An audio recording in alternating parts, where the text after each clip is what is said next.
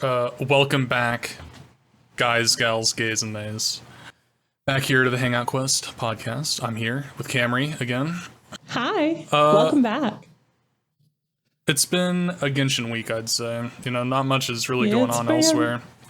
We've got this summer event going on, theoretically, but I haven't played it myself. Oops. Yeah, oops. Yeah, yeah. Neither of us have. It's been a tough week and a half. It's definitely gonna get played this weekend. I think. You know, I feel bad about not playing it so much.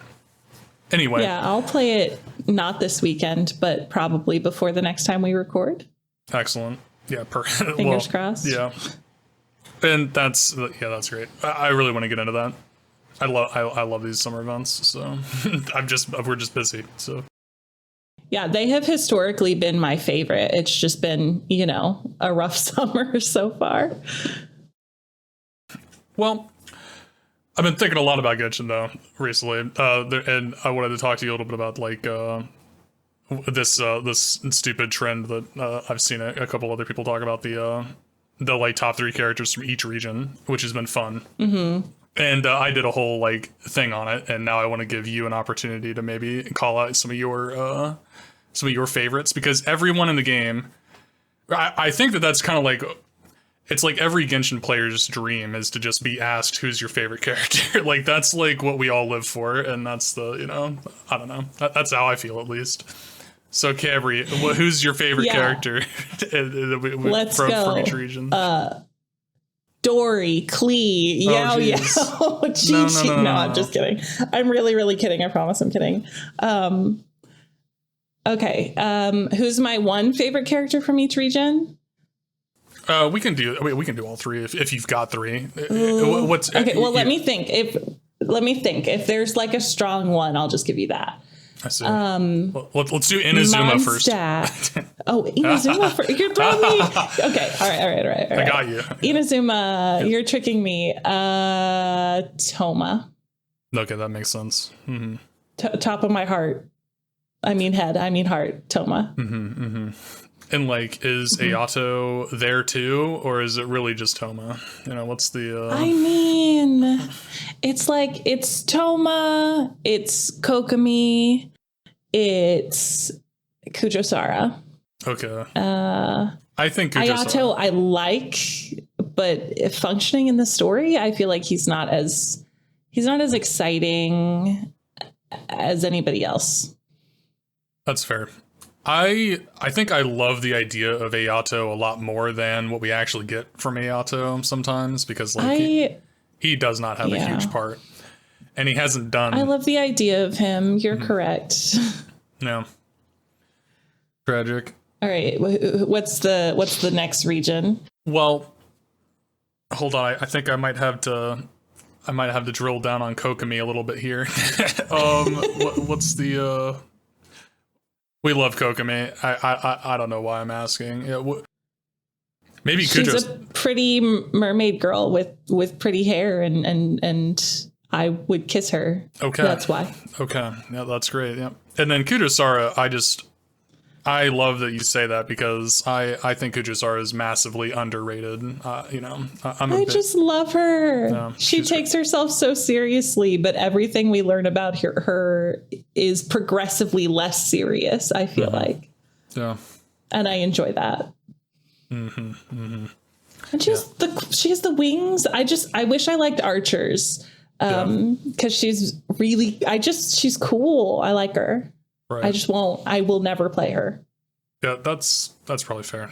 She's not really like official archer wise. Yeah, I think you even have to do a charge shot in her rotation. You do, but it's at the ground. You don't have to aim it. It's you shoot it at your feet. I don't. I don't know. Anyway, I don't. I can't. We can go to Mondstadt next then. What's the Lisa? Just number 1. Lisa. Mona? Okay. I like Barbara. I got a soft little spot in my little heart for Barbara. Okay. Not Rosaria? What's the... I love Rosaria. Actually, okay. All right. Okay. I'm surprised. I love Rosaria. It's Rosaria and but Barbara. as I think the one other person on the planet that has read my one piece of fan fiction, for a fact that it's Barbara. Yeah, I do know that. So is it Lisa or Mona that stays on the list with these two? Oh, it's Lisa. Okay. Dang, dude. She calls me a cutie. She does. I like Lisa. I think Lisa's pretty great. I wish she showed. I mean, she does show up in events and stuff whenever events come around for Mondstadt and stuff. Yeah, she's around, and she had that Sumeru little stint. She's around. She's a lot of the time babysitting Klee, but she's around. I don't think I was playing whenever did she go to Sumeru whenever she got her outfit? Is that what you were talking about? Oh yeah, we met her in Sumeru. She was on vacation back at the school, the academia. Yeah, right. Because she comes to us in Mondstadt from the academia, having been like a treasured top student that they want back. Yeah. Yeah. I think that I missed that event by a bit. I wasn't playing whenever she got that. But yeah. Oh, so you don't have a green Lisa outfit? I do not. No. Sad. I'd have to buy it. Which maybe her purple outfit's really cool. Yeah, I'm not like too beat up about it. Yeah, her base outfit's pretty great. Yeah, I'll go back and forth a lot. Yeah. So how about Sumeru next? What's the Sumeru next? Sumeru. Denirazad, Nilu. Number one. Okay. Kave is obviously number one for me. Kave, and then Nilu. And then it's really a toss up. I think I have to pick Nahida over Dia. Over Dia because Nahida made me cry and Dia didn't, and that's where the line is. Dang, dude, I can't believe this. I'm sorry. It's okay. I understand. Nilu and Kave are great. I love them. Yeah, they're so sweet. They are. They're great. And Nahida is great too. I think I'm the one in the wrong. My least favorite character in the whole game is from Sumeru, and that is Alhaitham. Oh, jeez. And that's a hot least favorite in the whole game. Alhaitham. Over hands like down. Yoimiya? I can't believe Child. It. Over Child, yeah. That is tough. That's a tough bar to clear. That's crazy. Yeah. I guess let's go to Liwa. Let's keep. Liwa. You know who's number one is Hu Tao. It's gotta be Hu Tao. I'm married. I'm wifed up, and it's Hu Tao. Love her. Let me think about other people who are in Liwa because I mostly think about Hu Tao mostly. Who else lives there? I'm thinking for you. I mean, Yelan is definitely something you're interested in. I like Yelan. Yelan's pretty. And then she's cool. We've got Ningguang and Beidou, who are also icons for you. That's right. Beidou is Liwa. I love Beidou. I love Beidou a lot. I know I have openly loved Ningguang louder, but I love Beidou more. I see. That's fair, dude. Beidou's great. Beidou is great. And I love that Ningguang and Beidou are sort of an item. That makes my love of both of them easier. Right. Yunjin is also there. And I know we really like Yunjin too. She's pretty. And she simps for Shenhe, which is fun. And she's a performer. I have a little the dancers. I love when Genshin puts on songs and dances for me. It's my favorite. Yeah, dude. Oh, I mean, Nilu's up there. And musical performances, some might call them, but not me. I say songs and dances. Yeah. And then Fontaine's next. So what's the Fontaine? What's the musical dancer from Fontaine? Fontaine is kind of hard actually because it's obviously Farina and it's obviously Navia. Of course, for me, it's Navia first, but Farina's song slaps really hard. It does. But then it's really hard after that. I agree. I mean, you're a fan of the siblings, right? I'm gonna pick Malus and Silver. I don't know. God. I like this. I like the siblings a lot. I also have a really complicated relationship with Risley because he was one of my favorite characters on The Power of the Cake. And then that got ruined for me on the story quest. Now I'm coming back around. I'm re-entering my horny era, and I'm just like, maybe I can forgive and forget. Right. So he's maybe on the table, but like only if I'm maybe on the table. That's where we're at. I think that's going to get easier and easier as time goes by. It's like you'll forget about all the propaganda whenever he shows up at tournament arcs and stuff like that for fun. Yeah, for events as long as he doesn't fucking mention it. Yeah. Unless we have an event like in the Fortress of Meripede, that would be pretty obnoxious. But if we can stay out of the fortress, maybe it'll be okay. Yeah. If we can stay out of the fortress, or if while in the fortress we can stay away from all the propaganda, right? It's fine as a backdrop, I guess. Just like don't lean in too much. But they have this real problem where there's like an agenda behind everything that they do with Risley. They're really it's a problem. Hoyoverse is like so on this hot cop thing right now, and I just like I am worried that they're going to be bringing us more Riz, and maybe like Chevreuse is a cop, Clarand is a cop. There's some ACAB related conflicts in my little heart that I'm struggling with. It's tough, dude.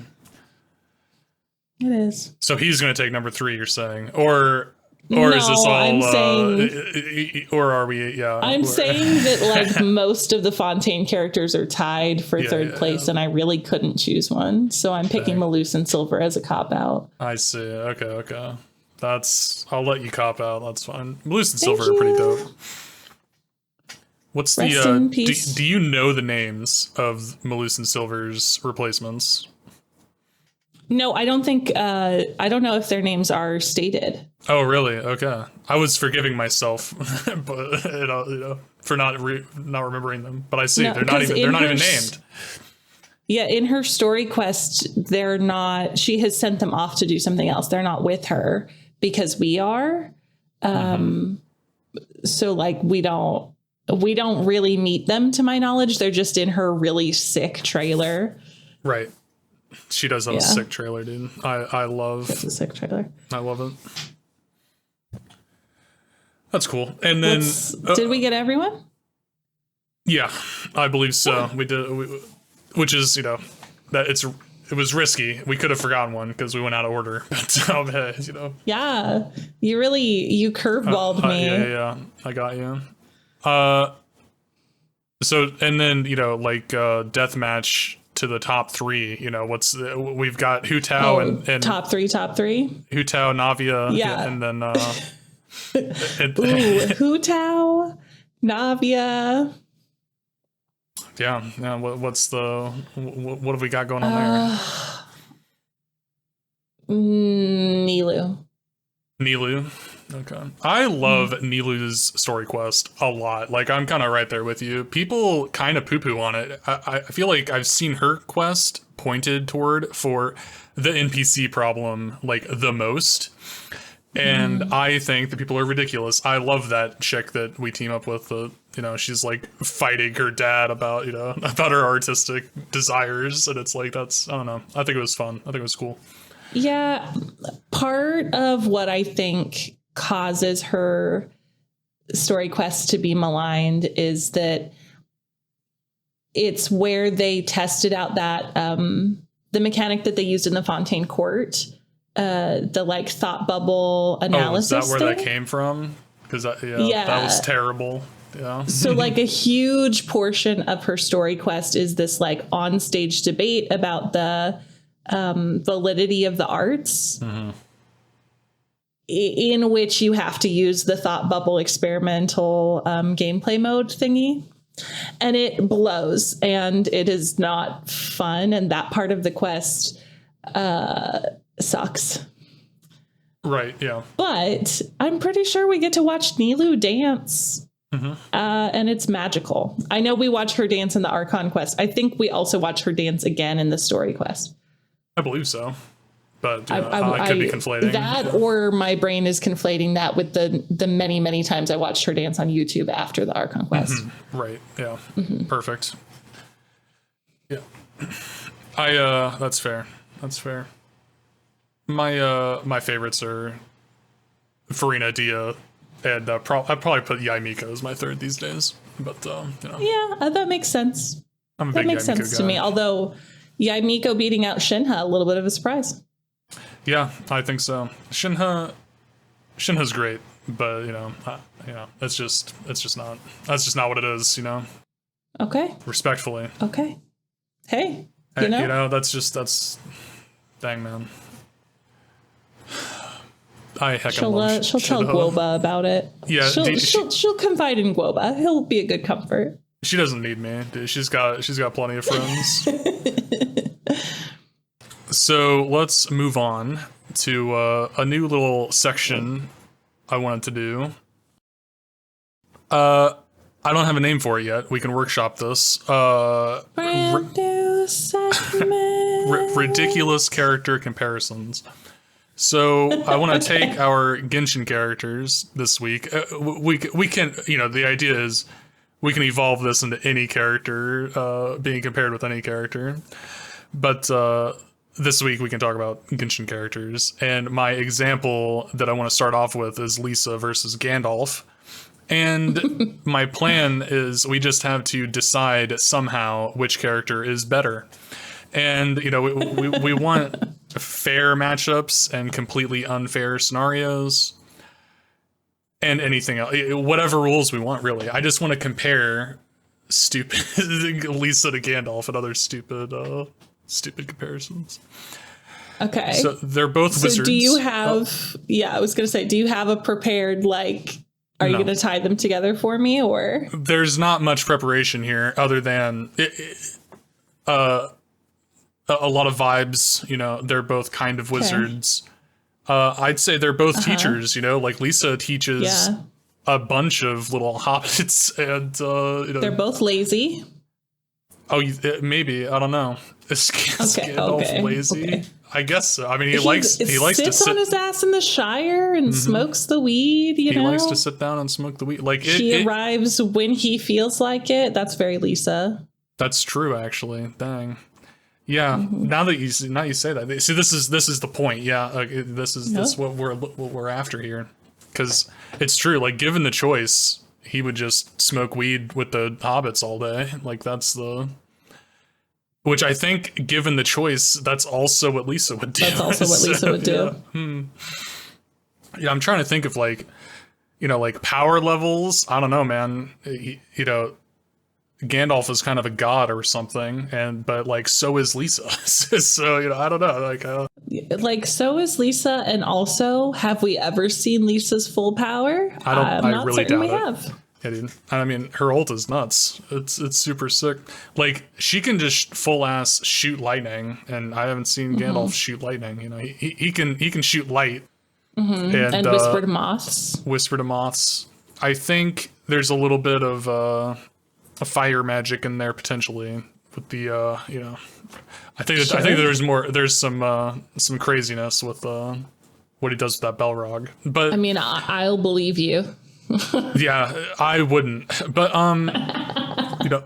he does die and come back though. That's something I don't know if Lisa's done.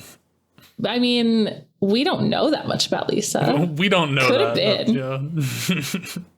Okay, all right. Let me think about roles reversed. Does Lisa do a better job at Gandalf's job, or does Gandalf do a better job at Lisa's job? Wow. So Lisa would be really, really patient with the hobbits. I think she would do more active things than Gandalf does during the journey. She would make sure everyone had snacks and tea. She would be so down for all of the hobbit snacks, 11sies, second breakfast, third lunch. I don't know them all. I don't either. But yeah, that's... she probably would be a little more with the group. I don't know, like, if that would be great for the journey overall. Is leniency a good thing in the journey? Yeah, I don't know. But does it make the journey more enjoyable? Definitely. Right. I think she would be equally as wise and equally as cryptic. And she is also rather tall. She is rather tall. That's true. I don't really know. I don't know where I don't know where it would go wrong, you know? Like I don't see it going wrong. Lisa could probably beat the Balrog. I think because the Balrog has like a whip, right? Or is that its tail? It's a whip. Fully knows her way around a whip. Yeah, that's true. She's not getting dragged surprised. Down. She's not getting surprised. Yeah, Gandalf was surprised, and Lisa would not be surprised. She would not be. Yeah. She would know. And also, she would, if caught around the ankle, slip out of her shoes. Because she's a Hoyoverse character, and they're just waiting to get those girls barefoot. True. So. She isn't... I would say that maybe she's not friends with nature beasts, such as Shadowfax, the horse. But Razor? I mean, she's got Razor. Yeah, a Razor, like, she could, you know, she's probably friends with Razor's dad, so yeah, he could help. Ask Razor to send his dad and any other helpful relatives he has, and they would be set. They would get to Mordor, like, yesterday. Right. So then the question becomes... Right, Gandalf. Can Gandalf handle Klee? Because it seems to me that Lisa's primary function is to laze around the library and make sure Klee doesn't blow anything up. I'd say that is probably her primary job description. I wouldn't say Gandalf is bad with kids. I mean, he does the fireworks stuff. He likes fireworks himself, you know. So like maybe he could teach Klee some safety standards or something. I don't know. Maybe. I don't know. But so he's kind of good with kids. Does he have enough patience? Yeah, I don't know. Because I think the answer's no. He gets really mad at Pip and Mary for their shenanigans. He loses patience. But they should know better. They're older. With I don't Mary know. And Pip. Yes, but at what point does he stop everyone in Mondstadt who should know better? True. You know? Yeah, I don't know. He's patient, but maybe not that patient. I don't think he's patient enough. I don't think he's as patient as Lisa. And then he's also got, I mean, other than Klee, she also, I mean, she's got a classroom full of the next generation down there with Mika and Razor and Bennett, Fischl. Yeah. I'm sorry. If he can't handle Mary and Pip, he's going to sit in a room with Fischl, Razor, Bennett, and Klee. Yeah. And not lose his head every single day? It'd be tough. But then I don't think he can handle it. I don't think he can hack it. How would Gandalf do at the academia, you think? Like, he's kind of good at researching. He'd do great. He's like a smarty pants. He is a smarty pants. But that's not the whole of the thing. I'm just putting out another thing of Lisa's, you know. Yes, yeah, I agree. You don't want me to beat up Gandalf this bad, but also we can't make it too obvious. Is Gandalf enough of a rule follower to do better at the academia than Lisa did? Yeah, I don't know. He'd probably want to branch out a little bit. He's got ideas. I don't really know how Lisa succeeded. You know, I don't know if she was kind of a trailblazer herself. She was a highly sought researcher. Yeah. They want her back. I feel like in order to be the best of the best. You got to kind of have a good combo of both, you know, of following the rules and also, you know, having ideas. I'd say Gandalf would probably hold his own there in that regard. I don't know if he would, you know, I don't know if he could rise to the heights of Lisa or not. She's the smartest person ever, apparently. So. Okay, Liz. And he's pretty smart, but you know, I don't know if he's that smart. I think at the Academia he could match Lisa, maybe surpass her a bit, but I also hold that Lisa would defeat the Balrog first try. And, I think so too. And that for me means that Lisa wins. And she's even got the he's got his nature stuff, like with the moth and the horse, but like Lisa's got her own ways, you know, like she's got ends. She's got ends. And I think you're right, like if Gandalf had to babysit, I don't know if he'd be able to. I don't think he would be a responsible babysitter. Right. I think the argument there, I think the room for debate is going to be with Klee, because I feel like he could be very good friends with Klee and be a good influence on safety with fireworks with Klee. But I don't know. Perhaps with Klee, if Klee were his only responsibility. He's got a lot of teaching to do. You know, Fischl, who I think he would really not get along with Fischl in a really serious way. And I don't know. She likes books. He would really not get along with Bennett. I don't think he would like Bennett. Yeah. He would hate Bennett. Yeah. I don't really know how. I think one-on-one with any of these people, he could be okay, but I don't think facing them all at once, he's going to make it. Yeah. If he can't handle Merry and Pip, he cannot handle these children. Yeah. While you're paying attention to Klee, Bennett is literally killing himself somewhere, and it's like that's the, you know, you can't let that happen. So yeah, and Fischl is laughing and pointing. All right, so Lisa's the better character. 10 points versus 9, I think, is the final conclusion. All right, I'll give you that. You're a Lord of the Rings guy. All right, maybe versus 8. Lisa's hotter, and that's just, you know, that's debatable too. But that's, you know, Sir Ian is a looker, but I don't know if he beats Lisa. As Gandalf, I don't think he beats Lisa. As himself, that's a tight race. He dresses quite well. That is a close race. He is a handsome man. But like his street clothes doesn't have a wizard hat, and Lisa's does. So it's like that's the, you know. I don't know, man. That's true. That's true. Listen, I'll give you 9 to 10.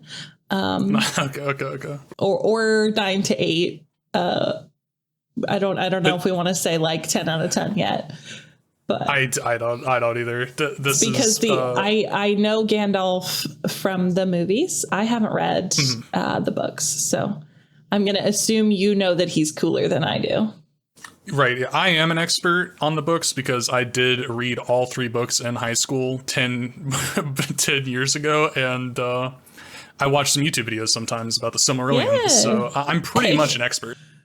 That's more than me. Yeah. I don't know if off the top of my head I could pronounce Silmarillion if you hadn't said it. So the key is to kind of jumble all the consonants together and then just like pretend like you know what you're talking about, and people will, you know, they won't really call you out. Perfect. Yeah. Do you need to be a white man to do that, or does it just help? But that's not. Yeah. It only helps. Sorry. No, I'm glad you mentioned this because I want to. I don't know if I really need to. I just love the. Tolkien was pro-trans rights. That's what I want to point out here. That's all. We don't need to dwell on that. But anyway, Tolkien would have been a rainbow mohawk hippie if he were 25 years old today. So that's my point. Yeah, that's fair. Anyway, we can move on to the next one. Okay. Let's go to Shenhe and the Hulk. That's my next my next character comparison. I know far less about the Hulk than... Wait, I think this was my theory, wasn't it? You definitely brought this up. I don't remember under what context a long time ago we were talking about characters. And we were talking about Shenhe. And I think it was on a podcast. Was it on the podcast? I think so. I'm going to have to re-listen to our podcast to see if it's there. If you're a fan and you have a better memory than I do, put it in the comments, because we talk all the time about Genshin, not just when the audio's rolling. That's right. But yeah, I mean, there's a lot of really fun similarities though, where Shenhe has to keep her temper under control, or else she hulks out and she kills people, dude. And so does Ed Norton. Or, Bruce Banner? Yeah, it's Bruce Banner. Ed Norton is the Hulk that I'm most familiar with. So okay. Ed Norton is an actor. Yeah, no, I got there, but you lost me first. I'm sorry. Yeah, I'm not... That's really...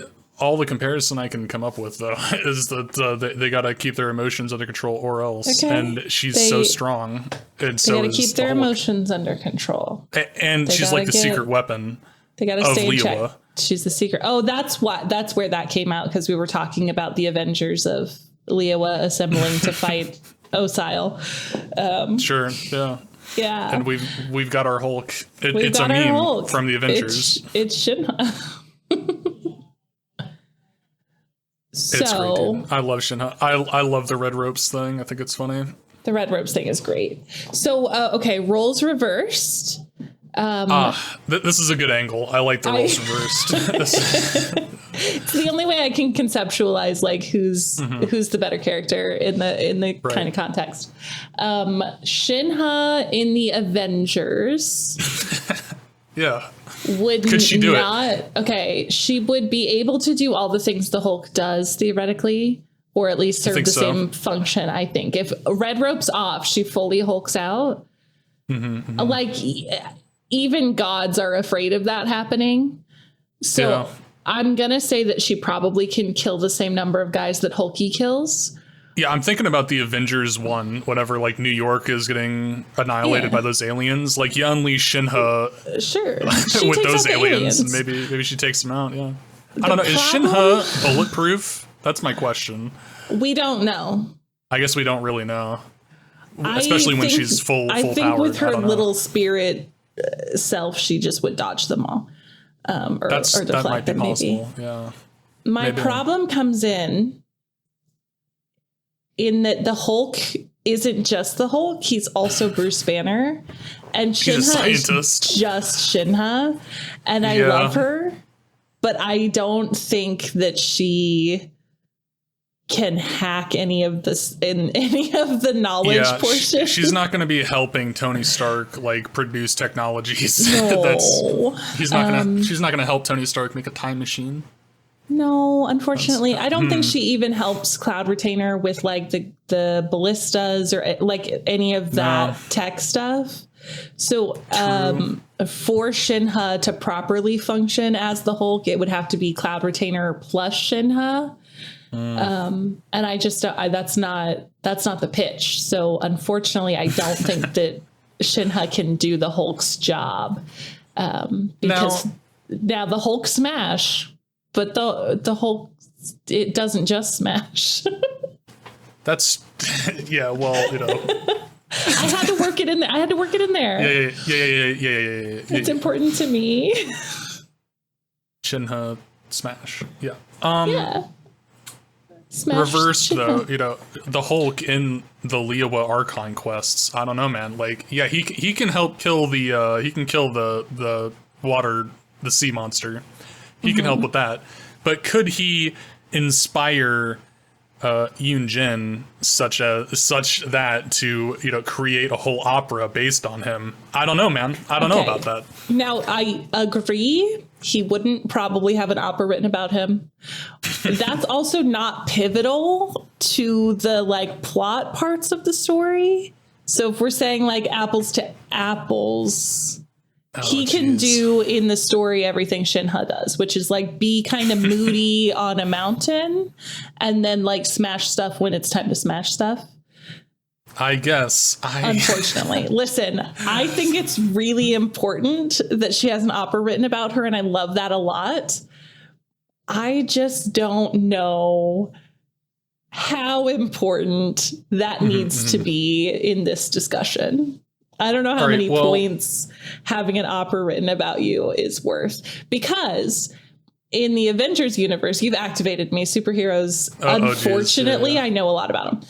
I don't like them, but I know a lot about them.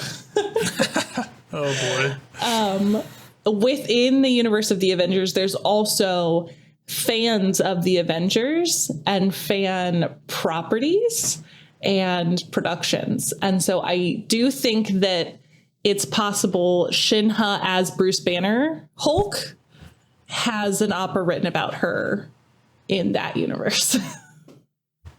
I see. So you're just saying, yeah. It's not. I'm saying Shenhe comes with an opera and the Hulk doesn't. And how many points is that worth? Because I think she gets it in both universes. Right. And I mean, that would sell more merch. But I mean, the Hulk sells a lot of merch too, though. Just already. Yeah. Well, and meta commentary. If the Hulk were Shenhe and they heavy-handedly forced Shenhe and Black Widow to be in love with each other out of nowhere for no reason and kiss, I would be excited about that. So, right. That you're on. I mean, hey, you're right though. That's great. Yeah. That would put some butts in seats for the theaters. Yeah. It would be a lot more fun than what they actually did. So, True. Yeah. True. And we've got Scarlett Johansson doing the red ropes on Shenhe instead. This is great. Which would be This is great. Which would be great. So we're getting some points back for Shenhe. I do have to say it would be fun to have a Mark Ruffalo type sprite like Genshin character. Because that is not a body type that is represented. And I think we should have one. Skin tight hip window spandex bodysuit, just like Shenhe. Yeah, Mark Ruffalo dressed as Shenhe. Yeah, because Shenhe dressed as Mark Ruffalo would be the prettiest lesbian you've ever seen. But Mark Ruffalo dressed as Shenhe would be something that I think the world needs to see. Right. We deserve that. We deserve that. If 2024 politics have taught me anything. Yeah, we are. Unfortunately, I see the end of the road here, and I know it's bad science, but the conclusion we have to come to is that Shenhe is the better character. We cannot have the Hulk be a better character than Shenhe. That just isn't possible. I would have accepted Gandalf or Lisa, but we cannot accept Shenhe. I'm so sorry. I'm a rule follower. You know this about me. And the Hulk won. So no. It can't be that way. I'm gonna have to say 8-6 in favor of the Hulk. I'm sorry. I can't accept this. Oh my god. You have to give your scores, and not relative to my scores to juice the stats. You have to give your real scores. Oh jeez. Well, what about the it factor? What about the the je ne sais quoi of Shenhe? Can we not factor that in? Shenhe. It's already factored into the 6. I'm so sorry. She does such a bad job. 6. Yes, I'm sorry, because if you remember any of the plot lines of any of the recent superhero stuff involving the Hulk, or are a fan of the comics, or his work in like animated Avengers, comic book Avengers. I don't know any of those. More often than not. Things. Okay. The vast majority of what we rely on the Hulk for is Bruce Banner shit, and a little bit is smashing. And she can only do the smashing. And so I think she's doing like 1/3 of the job. Whereas Mark Ruffalo the Hulk can do everything that Shenhe can do except inspire an opera. And I'm not certain that if we put Mark Ruffalo in Genshin wearing Shenhe's clothes, that he would not inspire an opera. It would just be different. I cannot accept this worldview, but I see what you're saying. I reject your reality. You can, but you gave me something to quantify, right. And I have to do that honestly. And now, obviously, I have to change the science somehow. We'll figure this out. The Hulk by a narrow margin, because clearly you're gonna vote a lot for Shenhe. I think the Hulk by a narrow margin. We can say 7 to 8. It's okay. We can just. I can't. It's becoming clear to me that this is super flawed because I'm not. Because I have to be right. So we can accept that. We can accept that the Hulk is better under these circumstances for now and move on. And then I'll have to come back to this. If you come back next week with a good, convincing, if you come back next week having read a singular Hulk comic. I can't do that. I can't promise that. But one single Hulk comic, I will hear you out again. Okay. And listen, it can be a Spider-Man and the Hulk comic. It can be a Hulk and the Avengers. It can be, I don't know if Hulk and Wolverine have any single scenario thingies. I do like the X-Men. You can try that. You can, I'm sure there's a Hulk and X-Men crossover. One complete Hulk comic. Okay. Like the whole arc of whatever he's included in. Jeez, and we'll have this conversation again. I feel hold on, an arc? That's a lot of comics, right? No, it depends on what you pick. It depends on what you pick. Oh, jeez. All right. It depends on what you pick. I'm just saying. I'll have to ask some questions. One person in this, not one singular room, but I'm going to say room, has read Hulk comics and the other one hasn't. That's true. And I'm just saying if you show me anything that I can really cling to scientifically, I'll give you the points. I would like Shenhe to win. It's just not going to happen. To the scientifically observable things that I've seen in all of the Shenhe comics I've read. What about that? You can, and help? You can send me those Shenhe comics. But the thing is that please send me those Shenhe comics. The thing is that I don't need to know more reasons the Hulk would be able to do Shenhe's job. I need to know reasons why Shenhe could do the Hulk's job, because that's where the failing is. What was Shenhe super smart in that? Remember the Hoyo Fair thing a while ago, where it was like cyberpunk Shenhe? So that's I'm just bringing it up. So I can't give you credit for that because that's not. I think Yoonjin might have been the brains in that operation anyway. I don't know. All right, I accept defeat.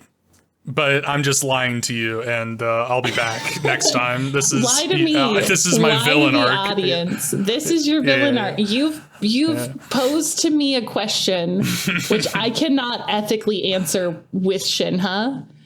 Mm-hmm. Yeah, this is my fault. I'm sorry. I didn't rig the science well enough before we started. You didn't rig it. Yeah, you should have put Shenhe up against somebody else. Yeah, she couldn't beat Vision.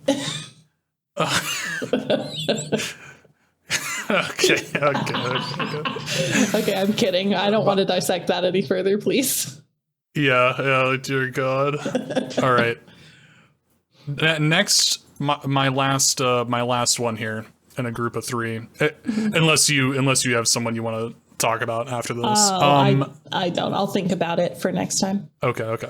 I want to do Xiangling versus Erina Nakiri from Food Wars. and I'm not sorry about this at all. You don't have to be sorry. There's just not a discussion. The answer's Erina. Erina wins. Oh my God, really? Holy cow. Yeah. Because Xiangling is not, she's like learning to be a great chef. She's not currently a great chef. And Erina is the god tongue. So Erina in Xiangling's shoes would win, and Xiangling being asked to perform the duties of the god tongue would fail miserably. So like there's no. What about the power of friendship? Like, hold on a second. Yeah, Erina has that on her side also. You don't think that Erina Nakiri would be able to soften her heart and make friends with Shenhe or like Ganyu? Yeah, would she? Or I guess that's the else? question. Could she make friends with Shenhe, or would Shenhe kill her? Erina Nakiri would walk up through the sky somehow and kick Ningguang off her throne. Like to exist in Genshin, she would just become the final boss. I mean, Erina Nakiri is powerful. She is powerful. Right. And she would be without Hisako. She's gonna go nuts. She needs someone to rein her in. Well, what about like, and that's like, could Shenhe fill Hisako's role? Like if Erina was just the chef at Chef Mao's restaurant, would she be able to do that? She would rise to incredible prominence and take over the country immediately. But there are so many overworked waifus in Liyue that she would just take one. And have a new Hisako. She could just take any of them. Yeah. She'd have Kaching, you know? She could just take any of, yeah. None of them are that good at cooking, though. I don't know if Shinhe's she's not good at cooking. I do know she's not good at cooking, but I don't think she needs them to be good at cooking. She needs them to keep her organized, because no one in the entire Genshin universe would be good at cooking to the level that she is good at cooking. There just isn't anyone. Yeah. That's true, I guess. Xiangling's really our best chef. I mean, Cloud she's not Retainer as good as has Chef a Mao. machine that makes food, but I don't know if she's actually that good of a chef. I don't think that she's that good of a chef. Who else is like a chef in the story?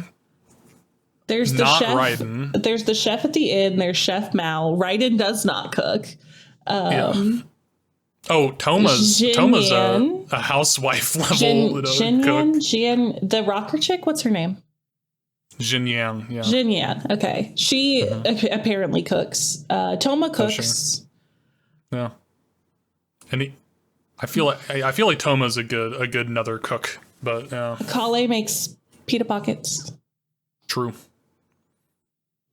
Yeah, I mean, there's no one like Joe Xiao, like from Star Rail, who's like not yet. Dead ass cook. But other than, I mean, Xiangling's kind of our dead ass cook, I guess.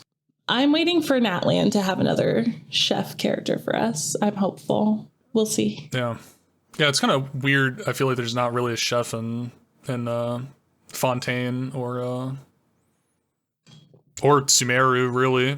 I mean, yeah, there's some bakers in Fontaine, like Navia, but Oh yeah, Navia and her macarons. Did Erina end up? Did they make macarons at some point? I'm trying to remember. I feel like they made macarons in like season 5 or something. I can't remember. Somebody does. Somebody does. But I don't know if it's Erina. We have to continue our I don't know if you want to tell the audience rewatch of we're Food rewatching Wars. it right now. I will not disclose the rewatch number that this is for me. yeah, of course not. Could be 1. It's not, but it could be. So Xiangling in what's the name of the school called? Totsuke Academy. You're Totsuke outing Academy. me right now. You're asking me to give you. Yeah. Okay. That's right. I'm out. Yeah. What's her probability of graduating in Totsuke? 0. You think it's 0? I think she fails the lectures. I can't believe this. I think she goes in front of Chappelle, the French chef, and just guy? Like doesn't. It's just like not quite right. No, Chappelle is the one with the really obnoxious French accent and the English dub. I see. With the beef bourguignon. Excellent. Dang, dude, I was not expecting this. I was expecting it to be a closer fight with you. I thought, that Xiangling would stand a chance. I just don't she's think got so. the power of friendship, and what else does it take? I don't know. Porting her into Totsuke Academy, she does not have the power of friendship. Well, she would make friends. She's the main character. That's okay. You're making her okay because she's got to be Erina, or is she the main character? Because I don't think Xiangling stands up to the kind of abuse and the amount and weight of expectations that Erina stands up to. I don't think Xiangling becomes what Erina does. She's definitely not quite as like hard. She's not hard. She's not hard. In some ways, I feel like I don't know. Maybe she's a little bit. Maybe she's a little tougher than we think, but I don't know. Maybe I love her, but without Guoba in Food Wars, without her dad, she gets Hisako instead. You know, Hisako. They got a bond over the light novels or something. I don't know, man. I don't think Xiangling is a light novel. They can bond over the light novels. I don't think Xiangling reads. Yeah, probably not. I just don't think so. I think that this is not a debate, and the answer is Erina 10-5. I suspected an Erina win. I just didn't think it'd be this savage. You've clearly not watched the anime. She is formidable. Hey man, I know she's formidable. There's no way. There's no way. I feel she's a god. I love Erina, obviously. She enters the world of Teyvat, and she is immediately a god. She's the Archon. She the becomes chef Archon. the united, the singular Archon, the Archon of flavor. I mean, what's Celestia gonna do? I mean, they come down to stop her, and she just like feeds them something, and their clothes get blown off, and it's over. Yeah, it's just over. Yeah. They beg her to be the god of all Teyvat. You know. Yeah. I guess that's true. We know that's the power of food. That's the power she wields. I don't know if you have watched Food Wars, but they can get anybody to do anything.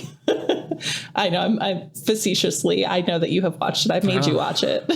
This is, yeah. Dang. I guess I should have expected this. You should have. You know. No. The power of friendship can only take you so far, and Erina is truly an anime character. So, like, she would, like you're saying, she would get the power of friendship here, and the power of monologuing and all other. She would, things she would obliterate. She would immediately get all the overworked waifus. She would immediately get all the foodies. She would get Kabe to build her a palace. Like, it's over. She sets foot into that, and Teyvat is hers. It's just a matter of time. That's true.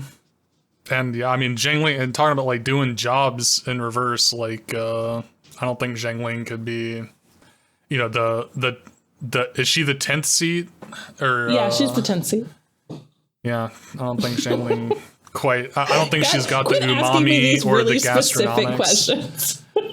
It's really telling. Yeah, my bad.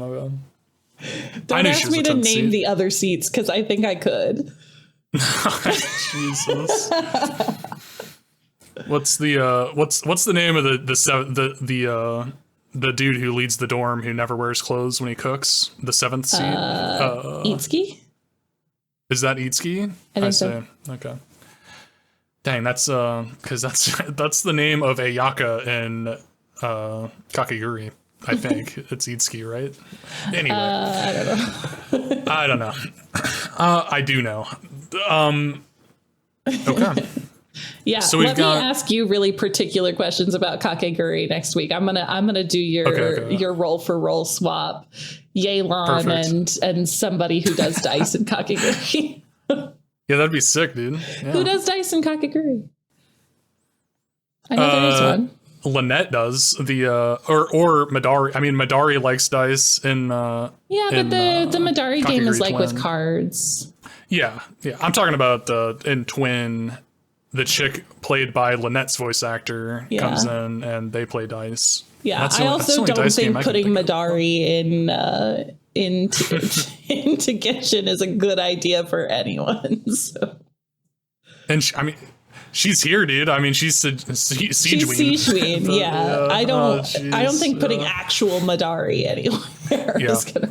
Although, if she was gonna go somewhere, the Fortress of Meripede is where she would get away with her shenanigans. Yeah. So. get away with just having a gun with murder. Yeah. Yumimi has a little bit of a dice game on true. On the stage. And we love Yumimi. Mm-hmm. I feel actually Yumimi to Yelan is kind of perfect because Yelan does the double agent thing, but she doesn't do the code switching thing. Yeah, she does not. She doesn't have a character. Could she go out on stage and be an idol that everyone loves? I don't know if Yelan's got what it takes. Could she take herself unseriously enough to sing a pop idol, a J-pop song, and do the little dance, and then sign autographs all day? I don't think she can. Yeah, I don't think so. Yeah, but I don't think so. I do truly think that Yumemi could get Yelan's boys to bow down at her feet and do her bidding, and that would probably be enough to do Yelan's job. Maybe, yeah. Maybe. We'll come back to this. We'll come back to the science. Okay. Let's move on to the ship of the week for this week. It's the ship of the week. I have to stop singing the stupid little song, so we need to put something there. Right. Yeah. We just need a stupid little song. Yeah. So this week we're gonna tackle the Wanderer. Wanderer's on my mind. I like this guy recently, and he's got some fun shipping options, and I want to get into that. He does. Now, before we do though, we have to call out what we called our Wanderer when you get to choose. Oh, okay. Yeah. The names that we've chosen. Yeah. Mm-hmm. I very classically named mine Hat Guy because I really like that nickname. I think it's cute. Mm-hmm. Okay. That's that's like, I like that you named him Hat Guy. What I'm disappointed in is that everyone else calls him Hat Guy. Like the people in the story call him Hat Guy. That's why I did it, because he doesn't have a name that he likes to go by, and that's he's too edgy for that. It's like the name people gave him, but at this point it's kind of become a chosen name, and I just think as a beautiful little trans allegory character, calling him by his chosen name just feels right, so I named him Hat Guy. Fair enough. Yeah, I don't know what I want. I don't know what I was expecting, but this is fine. Yeah, Hat Guy's cool. I called mine Galaxy Brain because I thought he was pretty silly, and he had these like big plans that the Galaxy Brain people would come up with. I think ironically, but I think at the time you kind of also didn't like him very much. I did not like him very much. Well, it was meant to be. I was making fun of him for his Galaxy Brain, for his Reddit Galaxy Brain, but he's fine. Honestly, I don't blame him for a lot of the the silliness of his plans. I think the Genshin plot is what makes him look like a fool, like a Galaxy Brain. Yeah, I'll just pin it on and Dotori, and that's that. He's the bad guy here. Yeah, he sucks. We hate Dotori. Yeah, he's the it is him screaming about the skies are fake. Is that real or not? What's your call? Like, is he an Alex Jones that's talking about how the government, like the government's behind the fake skies? And it's wrong, or is it right? Are the skies actually fake? Right. What do you think? I haven't played Bedtime Story, just in case it comes up because Dainsleif is in it, and that means lore. A little bit of plot. Yeah, I really, really need to play it. I really need to play it very badly. I'm dragging my feet. I'm scared of the lore drop. Dainsleif intimidates me.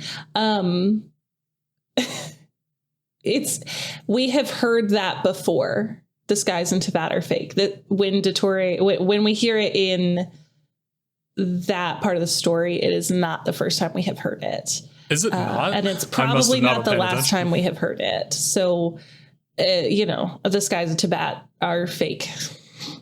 Okay.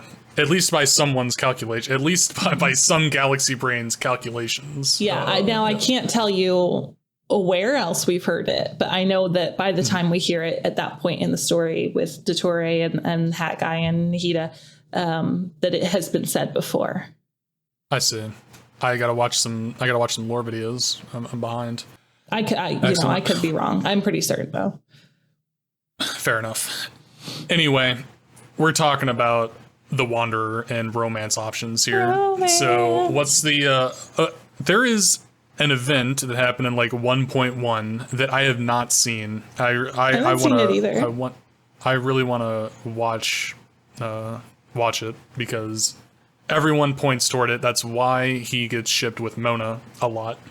And that's great. I kind of like I've seen like little clips of they're kind of like feisty with each other basically, and that's kind of it. And that's great. I like some characters that, you know, are feisty, and Mona, I think it fits both their personalities pretty well, honestly. Like, you know, I think they're a fun pairing. Mona and Hat Guy, just some sort of like angsty young adults with, you know, problems and big plans, mysterious pasts. Yeah, that's right. I think they're great. I don't know. They're cute. Yeah, I like it. I think I'm surprised. I want it to come back though. Like, you know, I feel like the Wanderer shows up in events, and so does Mona. I feel like both of them end up with some screen time. They do, but off and on. They haven't like been together at all since then. Since his reform, he was still the bandolier, band, the balladeer back then. He was still the bando. True. So yeah, I mean, you know, what's her take on? Is she less interested now that he's reformed, or more interested? Yeah. You know, does she want a bad boy or a former bad boy? That's right, dude. Do you want the guy who wants to kill God and become God, or you want the guy who didn't do that and now he's kind of nice sometimes? No, I don't know. I don't know what Mona's up to. I don't know either. She would probably like reformed Wanderer. I feel like Mona's a pretty emotionally intelligent person and would probably appreciate that in a real partnership. I don't know about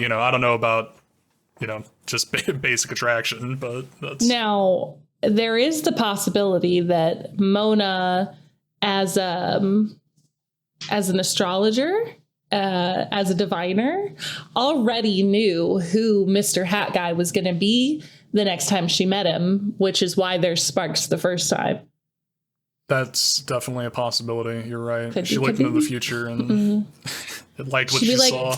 You're not great now, but you will be. So I'm going to get in early, okay? That's right. Maybe that's we got to explore that a little bit more with Mona's. Mona, she's got the perfect shipping opportunities. You're right. Like, she can just look into the future and see, like, you know, see where things would lead. So would we be a good match? Let's find out. Let's ask the stars. Dang. I would say that she would not do that because you know, she's got some ideas about what's appropriate to divine over, but she also likes to bend the rules sometimes. So maybe she'd do that. I think this is an area where she would bend the rules. Her own love life. Sorry, he's broke. I think she's looking for somebody that can supplement her income because she's got a spending problem. She does have a spending problem. Yeah, that's true. But we're not. No, I mean, Mona's not our topic today. We'll have to pin that. Yeah. The next one I want to talk about is Kazuha. Now, this is definitely a ship where I'm pretty certain that they have not spoken to each other yet. But, I think not. But the point is good. The art's good, of course.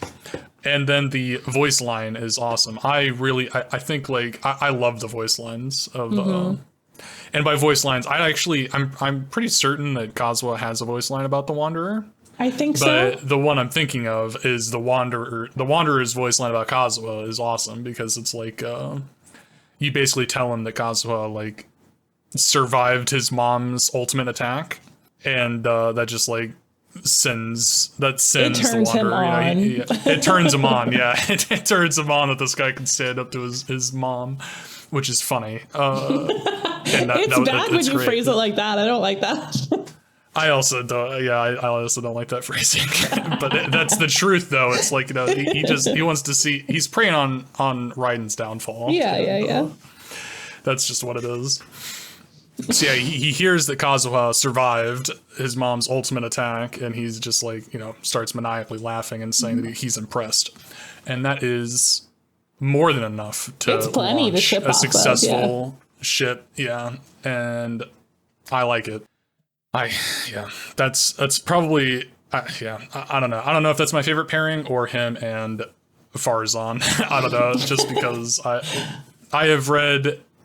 I mean, he's also too old for anyone, and so as a partner for Farzan, I feel like that works. Or I'm sorry, who's too old for what? The Hat Guy. Hat Guy's super fucking old.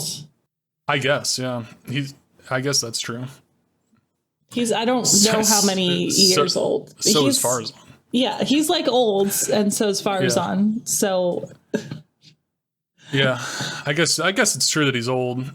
I guess I wasn't really thinking about that. I was thinking that he's just a young man type guy, But I guess you're right, because he was probably built a long time ago. Yeah, well, he was built before the Raiden puppet was built. And how long was Eternity in Inazuma? I don't know.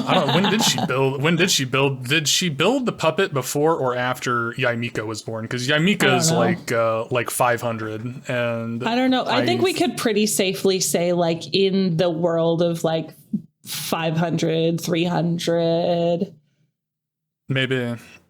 There's only a couple options. It's like 500 is the age of Yaimiko, and she, according to our friend Google. Interesting. That's fun. Because it's like, I feel like all the characters are like, you can base them in the same generation as Yaimiko, like the Wanderer, or they've got to be much older than that, like Ganyu, who's like from the Archon Wars. It's like the Archon Wars and yeah, I don't know. Anyway, true. He's old. I wasn't thinking about that. That's unfortunate. How old is Farzan? Because she was frozen.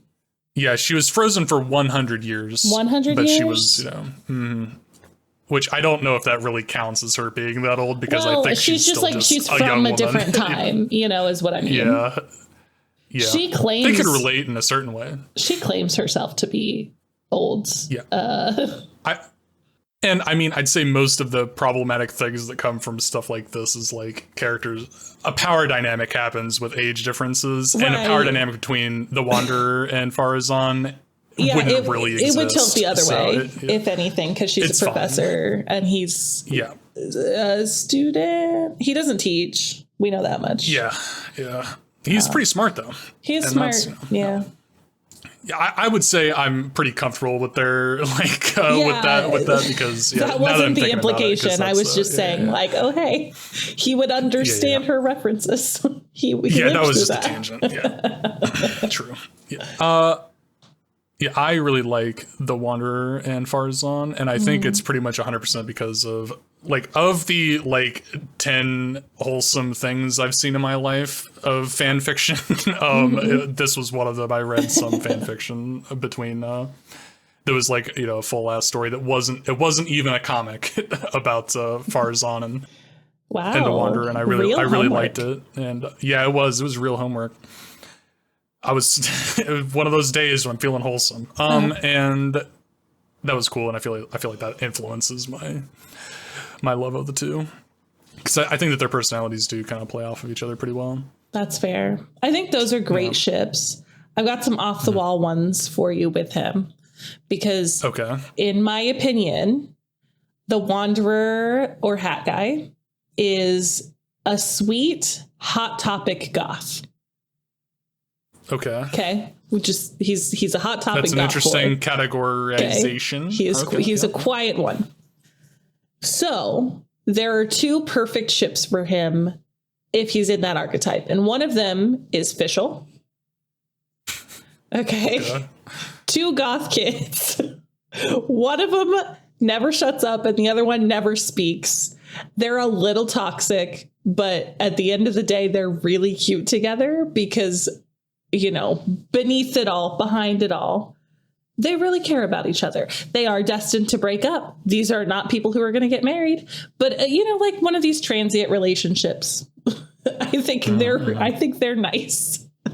That's it. Whenever you put it this way, I dig it with the assumption that the Wanderer fits these categories, which I guess he does. I can't argue with him can't argue with you that he's a hot topic kid. But he's a hot topic kid, and so is Farazan, and that's the basis. Now the opposite, official, yeah. Now the other side of the coin is for hot topic goth boy, and you know what I'm going to say next. The most bubblegum pink character you can think of, and for me, that's Toma. Him and Toma, huh? Him and Toma. I think they would be very sweet. Toma would take very good care of him and emotionally help him through a lot. And the Wanderer really fiercely loves and cares about the people that he loves and cares about. And I think that Toma is a person that deserves that and that would be willing to put the time and effort behind getting there. I see what you're saying. I don't know if the Wanderer would give him a chance to get there, though. I don't know.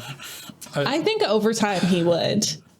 I think that Toma would remind him of his friends in the past who were really nice and kind, because they are very Toma-esque. The friends that he lost, that he loved, that Dottore took away from him, and I think there is some merit in his kind of reclaiming his own identity, making his own new thing, in like also being able to re-embrace somebody like that, somebody that he could be afraid of losing. Yeah, you know, that's not, I see what you're saying, yeah. But, you know, it's true. I think you're right that, like, if he ended up having someone anybody that he gets romantic with that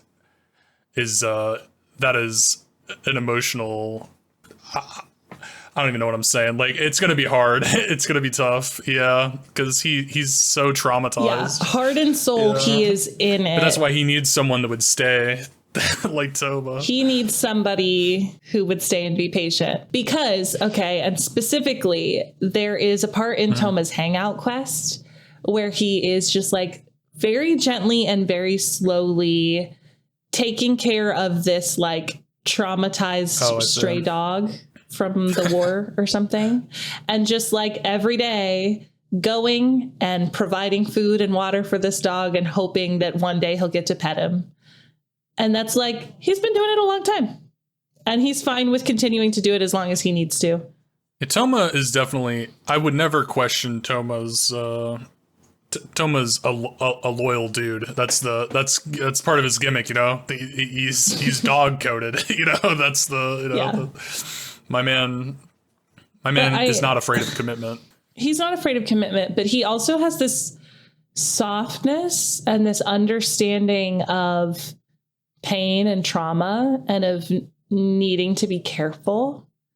And I think that's something that Hat Guy really needs because everyone else in his life, like, we're shown that they're not very careful with him. They're like, come join us, come do that. They're very pushing him.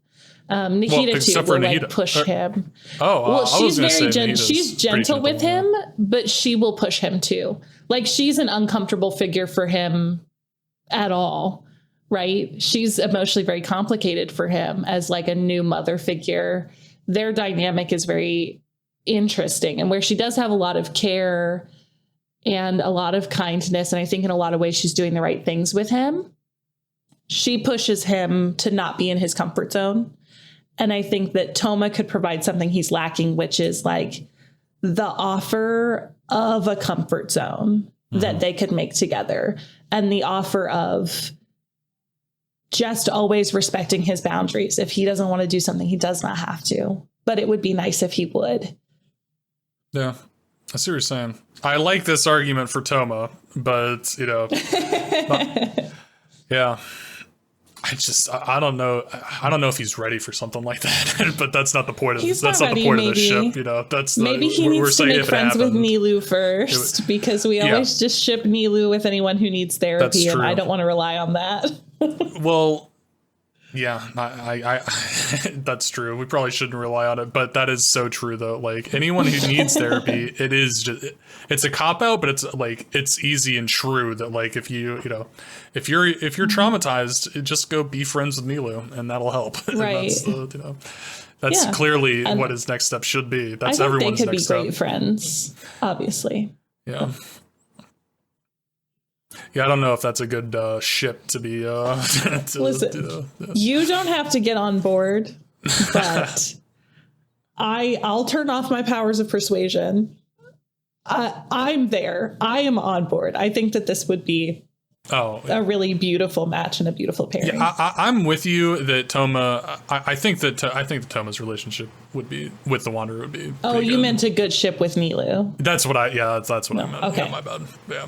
Yeah. Yeah, I think I like your stances. I got to get there with the like, would it happen in the first place, But I don't know if any of these things would happen in the first place with the Wanderer because he's traumatized. So it's like, this is just fun thinking out loud. But there's a real world where Ayato is in talks with Nahida for long days, and Nahida and Ayaka both send their pets out to go walking together,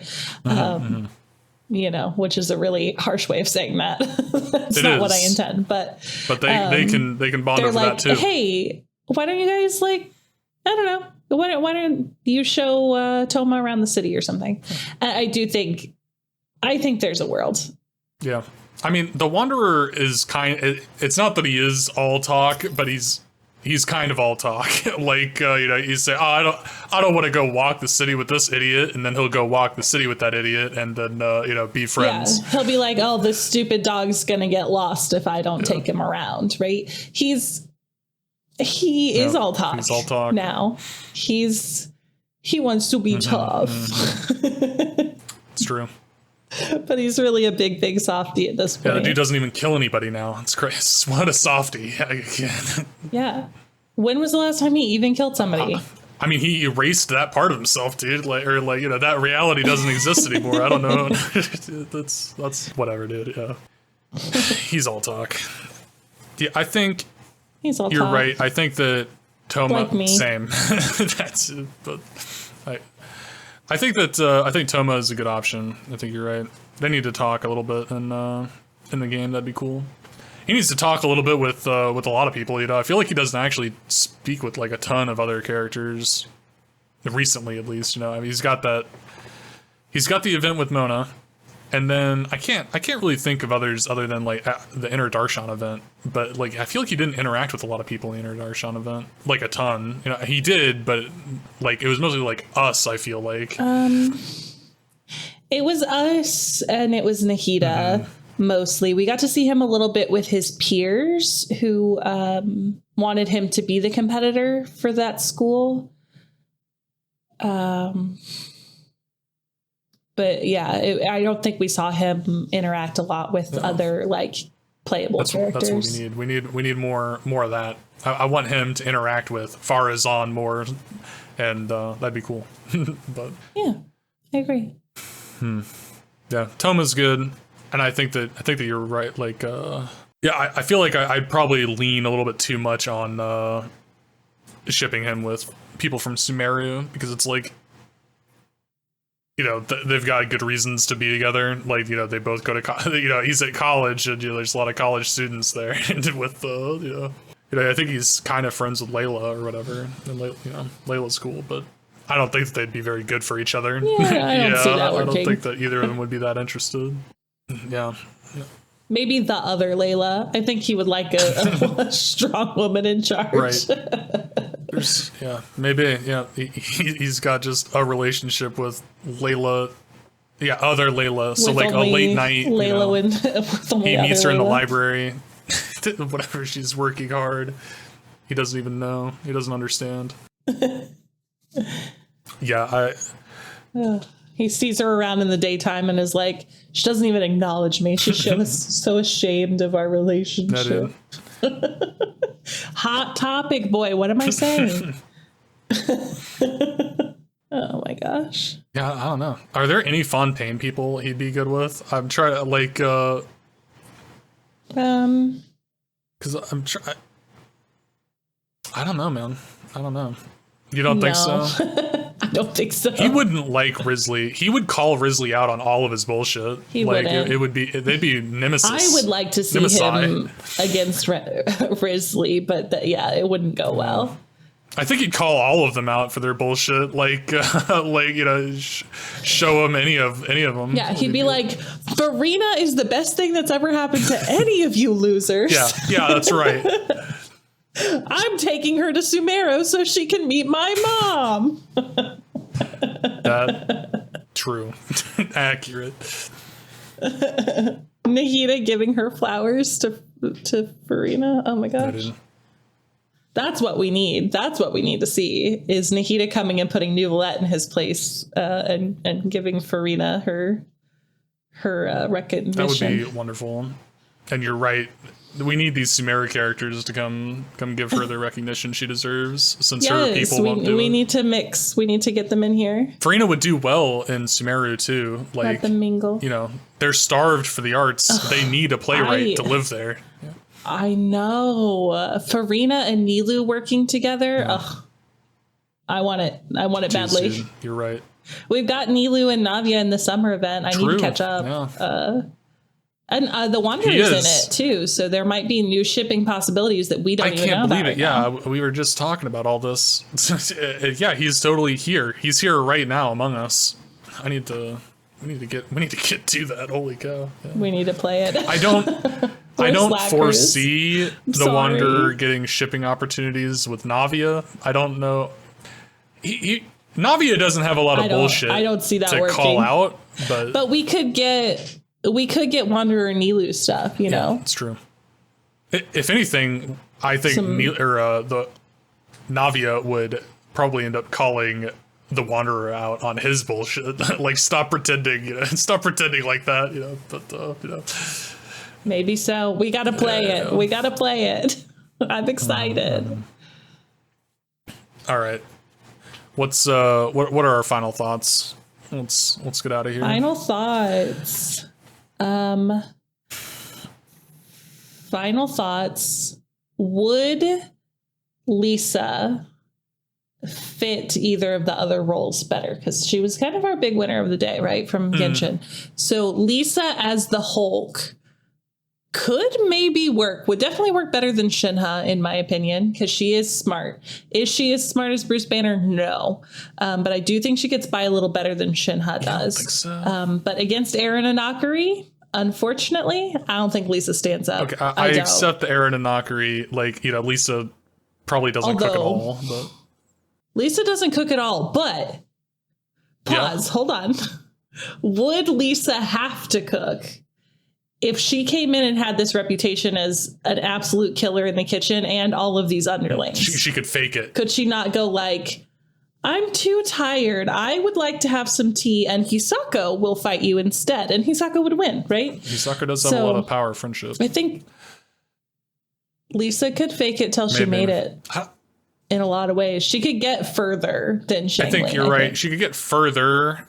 The problem is there are food wars to be had, and Erina is in a lot of food wars. There are food wars specifically, to be had. And it's like, that eventually she'd have to do. However, she's in so many food wars that Lisa would never bother about putting herself in. She could fake it for a while. I'm just saying, eventually there would be one. I think Lisa could get really far, and she'd lose. There would be one, and she would go down, but she would go down so much later than Xiangling would. Right. I still think Erina wins, But I think Lisa gets further than Xiangling does, and she gets further than Shenhe does. That's probably true. I would say Lisa, like, as far as like the Bruce Banner smart stuff, she's like one of the smartest people in the world, right? So like if you just tell her what's up, I feel like it's the lack of technology in her world that's keeping her back. So like if she just spoke to Tony Stark about some of this stuff, she'd probably start showing him up, you know? So that's my argument. That's true. I don't know about that though. Ada. Yeah, no, I'm with you. All right. She handily beats the Hulk. So she beats Gandalf, she beats the Hulk. So then the last thing we have to do is figure out if Erina Nakiri could beat Gandalf, because that will decide our big winner of the day. Well, what happens if she feeds the Balrog the best, the best thing ever? She wins. Like, if she can just get the Balrog, if she could feed Sauron, knock Sauron's clothes off. I don't know if that works though. Yeah. That's what I'm saying. Like, it is the Balrog or Sauron susceptible to the magic of food. I don't know. Because if they are, they lose. And maybe, but I do know for a fact that lots of the orcs haven't eaten anything but maggoty bread in a long time. And she could easily have the entire orc army behind her in a matter of like hours. That's true. And she's good at the like cooking a lot of food. We saw that, that's some of the challenges are cooking. We saw that for large crowds. She just, she does the one day she does the eggs Benedict. Yep, that's what I'm thinking of. All the armies of Middle Earth are behind her, united. She's the queen of men and elves and dwarves and orcs, and then they just go like knock Sauron's tower over. True. Just like everybody pushes it really hard and it's over. True. And that's if they even have to, because if she could just cook for him, that could be it, That could be it. We'll try cooking for him first, and then if his clothes don't fly off, because that's not how it works, then we'll just we'd have to do the science there. We don't know what's going on with Sauron or the Balrog. Definitely. And I mean, the hobbits would probably like her too. She wouldn't have to face the Balrog. She wouldn't have to face the Balrog. They just wouldn't even be in that situation. She feeds the army. They wouldn't have had to go underground at all. That's probably true. So could she be a better Gandalf? I don't know. I don't know if we're breaking the rules here or not, because I mean, like, what's she could probably help. She could probably she's using her wrangle the hobbits and the rest of the fellowship, because she's got the food. She can wrangle the hobbits so easily with the promise of food. They love food. Damn. So Erina Nakiri is the best character amongst Gandalf, the Hulk, the best character, Erina, and our three Genshin characters. Yep. So we're gonna have to pin her at the top, and then anytime we do this game, we're gonna have to see if they can topple Erina Nakiri. Yeah. Who even has the potential? I don't know. I don't even know. It's going to have to be like another anime character. It's going to have to be. You picked like one of the most powerful anime characters. Yeah. It's going to have to be like Goku, and you're going to have to get Lawson on. She beats Goku, right? Because you just feed him food and it's over. She just beats him. He's a very hungry man. Yeah. It'd be too easy for her. He eats so much food. It's over before it even starts. It's going to have to be something else. I mean... Yumiko Jabami has a real appetite for more than just food, and knocking her clothes off doesn't slow her down. Well, but I don't know. That is true, but Erina's got a wild streak. I think that they would both just enjoy that. So that would just create a power couple that rule the world together. Yeah. Truly, yes. All right, that's my final thought. It was a long one. Your turn. I think that I mean, Yumiko and Erina might be my final thoughts for a while. I really like this game. I'm really happy with the result here. I'm gonna have to do some finagling with the science here, because obviously something went wrong, because I ended up being wrong. And that's unacceptable. Yeah, that's never happened. Yeah, we can't before. have that. That's not going to happen. I need to figure out a way to force my science upon. You just edit the audio. You'll find clips of me from the rest of the pod. Yeah, Shenhe's better than the Hulk. That's just what I have to piece together somewhere in there. Yeah, tragic. You just can cut off. I think I said I don't think Shenhe is better than the Hulk, so you just cut that. I think Shenhe is better. Yeah. I can't believe you challenged me to read a Hulk comic. I did not. This can't be. We can't have this happening either. Oh my god. I can't be reading that. You put a premise in my lap if you don't want the logical conclusion of that premise. And the Wanderer, does he? I think that future prospects. I don't really know if he's got as bright a future as other characters as far as shipping goes, because I feel like I like his current relationships. I like you're arguing for Toma. Makes me a little more optimistic for like new characters coming in and filling that role. I just feel like it's so much easier to imagine him with like pre-existing relationships. Yeah, well, that's not the point of shipping all the time though. So yeah. That's not the point of shipping. And we're about to get a whole nation of what we have been told are like war hungry people. Who would really appreciate his whole deal, I think. So, his potential might be on the horizon. Yeah, I shouldn't be so negative about it. Yeah. I think you're right. All right, well, I think that'll do it. Good night, babies. Sleep tight, have sweet dreams. Yep. It gets weirder every time. Yep.